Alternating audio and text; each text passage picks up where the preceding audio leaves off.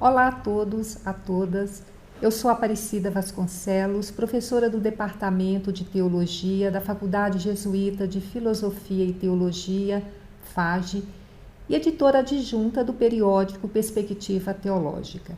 A nossa equipe editorial preparou para o seu público autores, pareceristas, leitores e demais interessados em produção textual um vídeo sobre artigo científico. Falarei a partir da área de ciências humanas, particularmente da teologia. Em 2 blocos, vamos conhecer algumas habilidades que são requeridas para o desenvolvimento de uma pesquisa consolidada. O primeiro bloco, arquitetura do artigo científico. Segundo bloco, princípios do método científico. Arquitetura do artigo.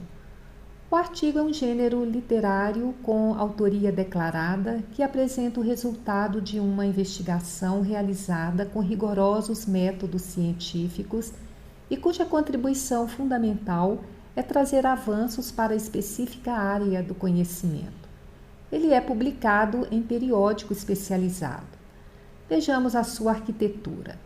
Título, autores e afiliações, resumo, abstract, introdução, desenvolvimento, conclusão, referências. Este movimento é o fluxo da ideia germinal.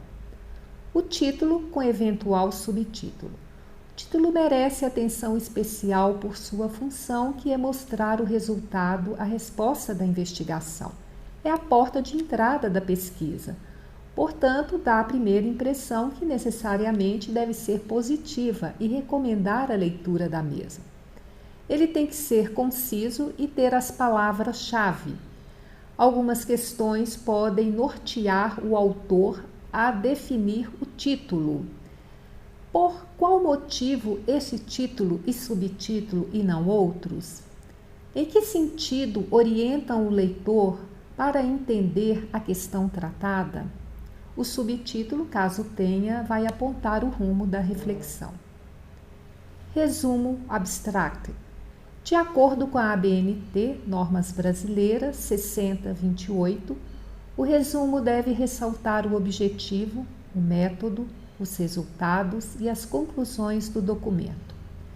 O professor Valtencir Zuccolotto, presidente da Comissão do Portal de Escrita Científica da USP, Campus São Carlos, apresenta uma elaboração pouco mais detalhada. Segundo ele, o resumo é um mini artigo científico contendo de 150 a 200 palavras. Ele traz as informações de todas as sessões, cada uma em no máximo 3 linhas. Contextualização do tema, qual é o assunto, sua relevância, os problemas, as limitações da questão a ser trabalhada, objetivo, o que pretendemos desenvolver, metodologia, como o estudo será realizado, resultados, os principais a serem alcançados, conclusões, mostrar para o leitor como o artigo traz um conhecimento novo, as implicações para sua área de conhecimento. As palavras-chave são as mais representativas do texto, não necessariamente as do título. No máximo 5, separadas por pontos segundo as normas da ABNT, exemplificando os passos elencados. O título do artigo, Descolonizar a Cristologia. Este artigo fornece uma visão de como abordar uma cristologia em perspectiva descolonial. Tal tarefa supõe um descentramento epistêmico na doutrina e na pregação. O tema da descolonização epistemológica da teologia tem chamado a atenção devido ao apelo de se fazer uma outra teologia. Contudo, apesar de diversas reflexões no domínio cristológico, percebe-se a carência de um estudo mais organizado de como se dá aí o processo de descolonização. Nosso objetivo é, pois, investigar e compreender como se constrói o caminho rumo a tal tarefa. A análise da proposta compreende 3 abordagens: a repatriação da fé cristã ao seu berço neotestamentário, a seguir, o modo de como entrar descolonialmente na cristologia, por fim, como se dá esse processo a nível de religiões. Os resultados da investigação mostram o que é preciso para superar uma colonialidade cristológica e que o processo da descolonização da cristologia já em curso é tarefa premente, inconclusa, desafiadora. Conclui-se que o irreformável, visitado criticamente e confrontado com os apelos do momento, continua balizando as cristologias contemporâneas num exercício criativo, descentrado de discursos totalitários, mas sempre apoiado no coração da fé cristã. Como vocês podem constatar, é um texto bem objetivo, enxuto e que traz todas as informações da pesquisa. Vale destacar que há uma tênue diferença entre método e metodologia. Método é o processo prático para o desenvolvimento e solução da questão. Metodologia, o caminho a ser seguido para a demonstração do objeto da investigação. No campo teológico, o método mais comum é o bibliográfico, mas também encontramos estudo de caso, análise de obras literárias e artísticas. Vejamos a introdução. A introdução é um texto breve e objetivo, redigido sem subdivisões, que apresenta as informações gerais, aquelas que dizem respeito aos pesquisadores da área. Na introdução, o autor deve responder aos seguintes pontos. A. Apresentação da questão. Por que esta área e este estudo são importantes? B. O status quo. A que ponto se encontra a pesquisa sobre a questão? O que foi feito e não foi feito até o momento nesta área? C. O objetivo. Em vista de que o trabalho será feito? Por qual motivo a investigação será realizada? Trata-se do propósito mais central a ser investigado. D. A metodologia. Como se processa a solução da questão? É o caminho que será percorrido ao longo da pesquisa. O desenvolvimento é o espaço destinado à investigação, à argumentação do objeto de estudo, ao exame dos dados científicos a serem comprovados, o espaço para desenvolver hipóteses, discutir ideias, processos e resultados.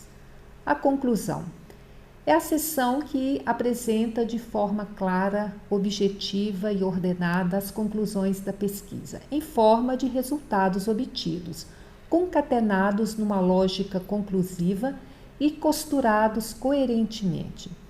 É redigida sem subdivisões e com tamanho semelhante ao da introdução.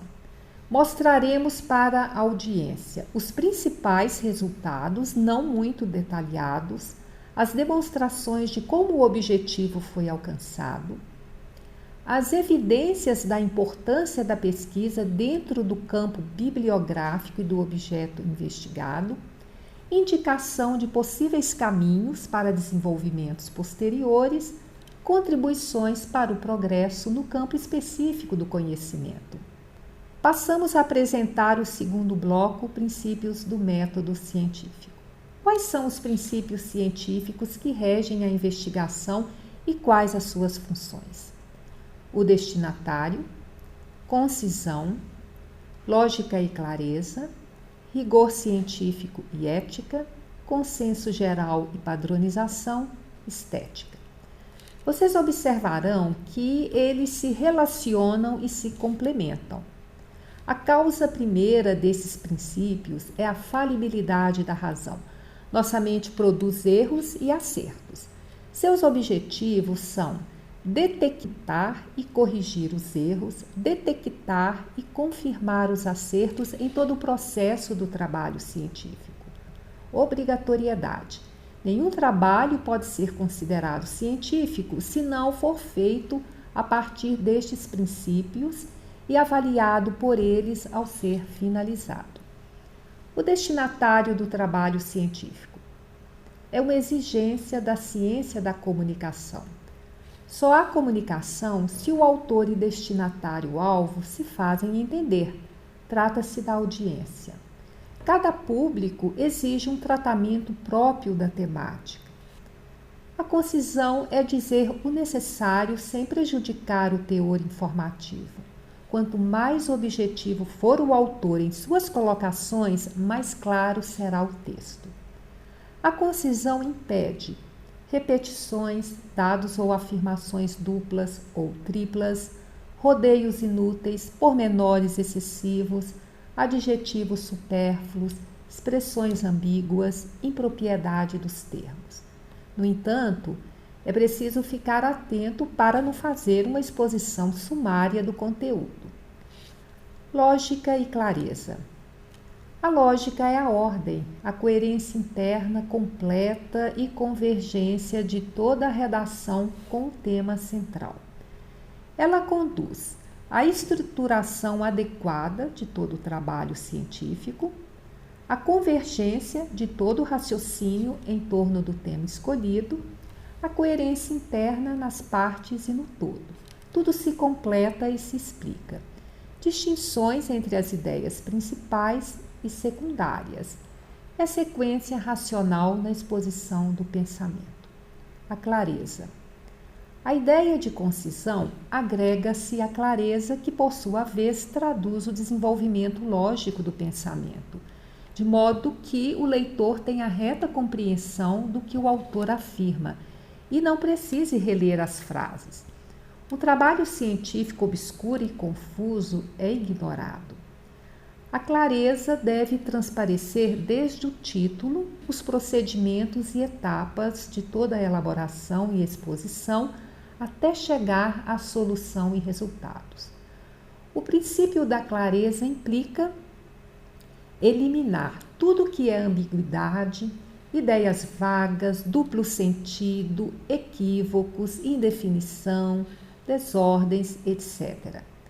Manter estreito relacionamento com a lógica, consenso geral e rigor científico. Aqui vale uma dica muito importante. Evite escrever períodos muito longos com ideias intercaladas, pois isso torna difícil o entendimento. Rigor científico e ética. Todos os princípios anteriores estão estreitamente relacionados com o rigor científico. O oposto ao rigor é o charlatanismo. Este princípio consiste em trabalhar com informações, dados, hipóteses, teses, teorias, axiomas, postulados, dados como certos por todo o ambiente científico. Consiste em ter a capacidade para discernir, definir, evitar e corrigir erros. Em conduzir-se pela ética profissional. A ética em publicações diz respeito à propriedade intelectual dos autores, não atribuindo a si próprio seus pensamentos e palavras, e o respeito à comunidade científica da qual se faz parte, oferecendo resultados certos e honestos. Chamamos atenção para a questão do plágio.